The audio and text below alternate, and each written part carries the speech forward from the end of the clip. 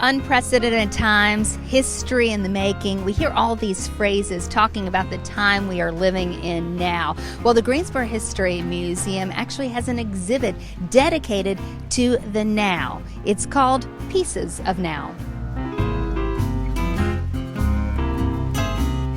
Rodney, explain how this exhibit came to be at the Greensboro History Museum. Well, the perception of our museum is that it's exclusive for one type of demographic, and that's not so. Honestly speaking, people call the International Civil Rights Museum the Black Museum. I've had many friends refer to it that way, and then when I tell them where I work, they say, "Oh, you're at the White Museum." And that's not the case, because we cover everyone that's a taxpaying citizen here in Greensboro. But with that being said, we didn't want to give the perception that we were this white museum rushing down, taking all this artwork that emerged from black pain after the killing of George Floyd. So our director took efforts to meet with city officials, our department director, even the Civil Rights Museum, and they said, we're not open. We don't have open exhibit space like the Greensboro History Museum does. So we met with business owners, in some cases the landlords, and the muralists, and obtained permission and hired a company and went down there and grabbed it on one nice summer day. And so when we walk through the exhibit, there are lots of components to this. Can you kind of walk us through it a little bit? Tell us about what we're going to see. Sure, you surely will. What I found out is that Greensboro has a lot of talented folks that have been doing this work long before this past summer. And so they built up the credibility.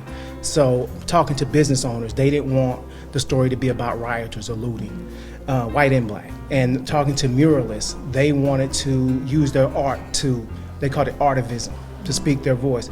You have a lot of school teachers that are going into classrooms and teaching tolerance and teaching history and using this history now that were protesters or muralists, and you're going to see their work as well. And some of these things went viral, and we were able to connect with the people in the portrait, the muralist that painted it, the photographer.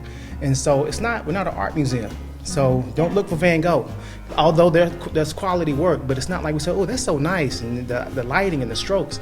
No, we wanted to pick something that had a story to it. And so our big thing is trying to take our museum voice out of it, because we know normally an exhibit has a beginning and an end. You have a perspective already. This is history happening now. And so 20 years from now, someone's going to ask, what happened in 2020? And we hope that they can walk through here and see elements of 2020, still emerging, but see elements of 2020, and it'll give them some idea. So, Catherine, you talked to a lot of these muralist artists, activists, they became during this movement. Yes, I did. We were bringing together a bunch of the muralists to talk about their experiences and how we could put that in form of education activities. And many of the muralists, Marshall Lakes included, who created this absolutely gorgeous mural, really wanted to send their message into students and help them understand that all of these emotions that they are going through at this time are things that they can get out not just through words, but through their art and through expressions of themselves. And so one of the activities that we are creating is to help students do that. But the muralists all have these amazing feelings about what was going on. And most of them are not emotions of sadness. They're actually emotions of feeling heard, finally. And I remember that Rodney was coming down from the big interview with the muralist, which is around the exhibit now. And they were expressing that this was the first time someone had asked them why they were doing this, what was going on, and why they felt the need to express themselves in such a variety of ways. And just feeling heard, finally. I know you talked about school children, and they really want to inspire children to use art to express themselves, to make a point. So what does that look like? Of course, most children aren't in school right now, and but they may be going back soon. But of course, it's going to look different.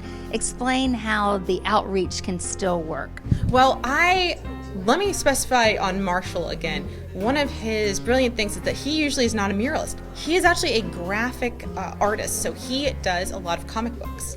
And he wanted students to know that everything that they're reading in the day, they're not just things that they can intake, they're also things that they can output. So if they want to get their expressions out through comic books and writing a comic about what they're experiencing, or if they want to paint something, he emphasized that he actually just picked up house paint to make this. So it can just be anything in their world that allows them to express themselves. And that's what we want these activities to inspire them to do. We want them to feel that there are ways that they can be heard, even if they feel like they can't express themselves directly. One of the big things that another one of the muralists, Ashley, wanted to help every student understand that anything and how they want to express it is okay. And how they want to get what they're intaking right now out is okay. Because these emotions are things that you don't want to bottle up. That's far more dangerous than them expressing themselves with public art. So it's not just the art and the activism, it's also COVID is represented here. COVID is represented as well. We've spoken to business owners, muralists, teachers, city officials. We talked to the sheriff. We talked to the Greensboro police chief. Just think about it. You have an African-American county sheriff. You have an African-American police chief. What's it like to have their position at a time like this? And so we wanted to get their perspective. On our podcast, we've talked to churches, big and small.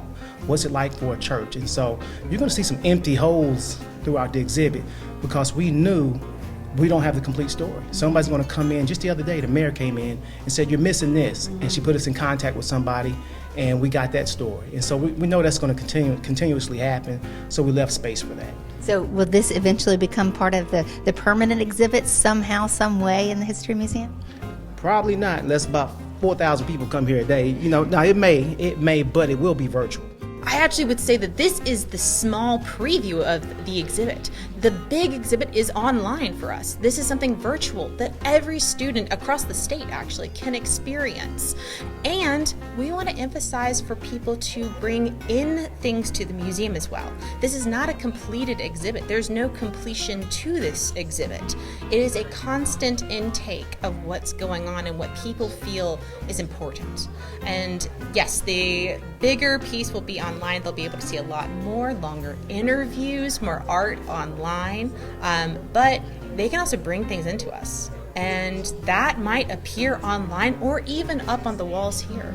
Many of the muralists, in fact, this is a very fun thing for them. A lot of them get so excited when they come in and see this because this is, for some of them, their very first art showing of any type at all. So this is a really great experience for them. People are having very unique experiences this year. We keep calling it unprecedented times in 2020, and it's true. It's just something that's unique, and it's something historically significant.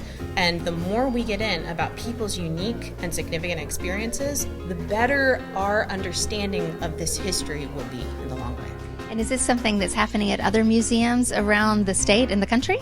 No, this is actually fairly unique to us. A lot of museums are definitely taking in artifacts right now, but not a lot of museums have an exhibit up about what's happening.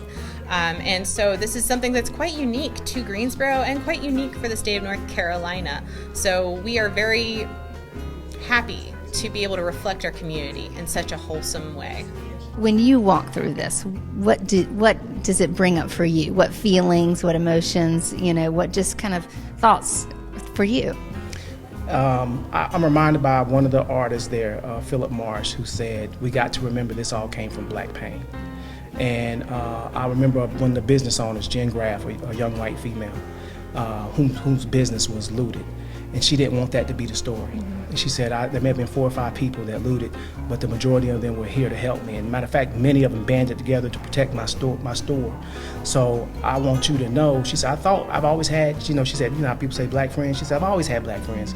And I thought I understood until now.